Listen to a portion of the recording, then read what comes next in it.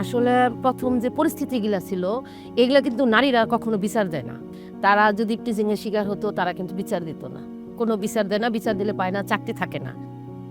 এই চাকরিটা তাদের জন্য খুবই গুরুত্বপূর্ণ। তো এই চাকরিটা রাখার জন্য অনেক সময় অনেক রকমের ব্যবহার হয়তো সহ্য করতে হচ্ছে। সহকর্মীদের থেকে হয়তো কোনো রকমের হয়রানিরও শিকার হচ্ছে। এখন যদি তারা তাদের সুপারভাইজার বা সহকর্মীর নামে বিচার দিয়ে কমপ্লেইন করে, তাহলে কিন্তু তারা কাজ করতে পারে না। অর্থনীতির অন্যতম চালিকা শক্তি পোশাক শিল্প খাতে কাজ করেন ৪৩,১৬,০০০ জন, যা ৩৭.৫১% নারী শ্রমিক। কিন্তু কর্মক্ষেত্রে রয়েছে নারীবান্ধব পরিবেশের ঘাটতি। নারীরা প্রতিনিয়ত শিকার হন নানাবিধ জেন্ডার ভিত্তিক সহিংসতা ও হয়রানির।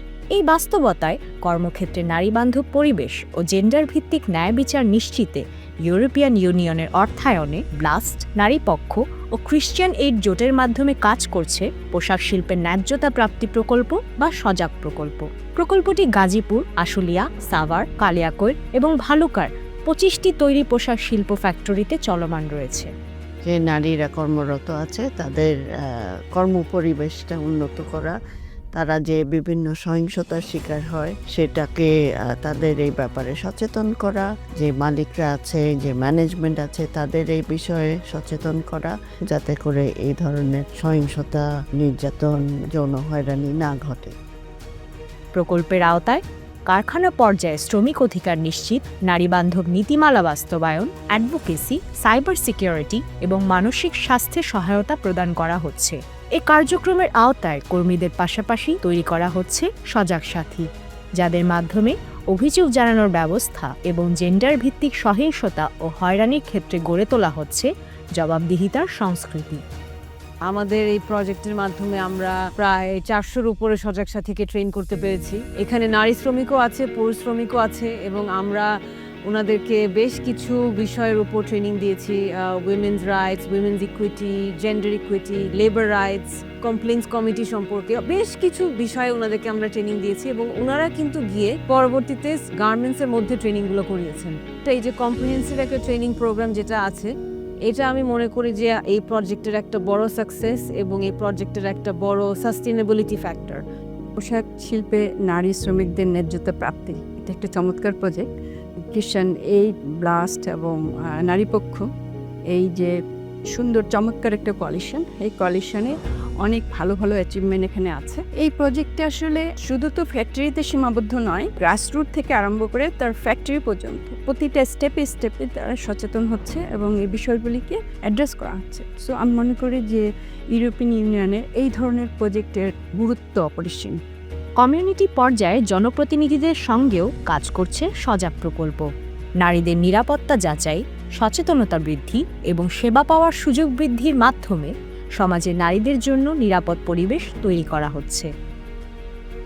তাদের সেফটির জন্য যে জায়গাগুলো নিরাপদ না, সেই জায়গাগুলো আমরা চিহ্নিত করে ম্যাপ করে তারপর আমরা কমিটি করে যে জায়গাগুলা বিপজ্জনক ওইখানে আমরা পাহারা বসেছি, যেখানে লাইট না লাগবে সেখানে লাইট দিয়েছি। একটা রাস্তার মধ্যে ডাস্টবিন ছিল, ডাস্টবিনটা সরাই, সেটা কাউন্সিলের মাধ্যমে আমরা করেছি। এছাড়া আমরা কমিউনিটিতে সচেতনতা বৃদ্ধিতে লাস্ট লিগাল এইড ক্যাম্পের আয়োজন করে থাকি। তো এই ক্যাম্পে সুযোগ থাকে যে এখানে লয়াররা তো উপস্থিত থাকেন, এখানে শ্রমিকরা, কমিউনিটির লোকজন, সকলেই সব শ্রেণী পেশার লোকজন আসার সুযোগ থাকে। তাদের যে সব সমস্যা থাকে বা মনে আইনগত বিরোধের যে প্রতিকারের জন্য সব প্রশ্ন থাকে, সেগুলো এই ক্যাম্প থেকে তারা করতে পারে এবং সরাসরি ইন্টারাকশনের মাধ্যমে এখান থেকে উপকৃত হতে পারে।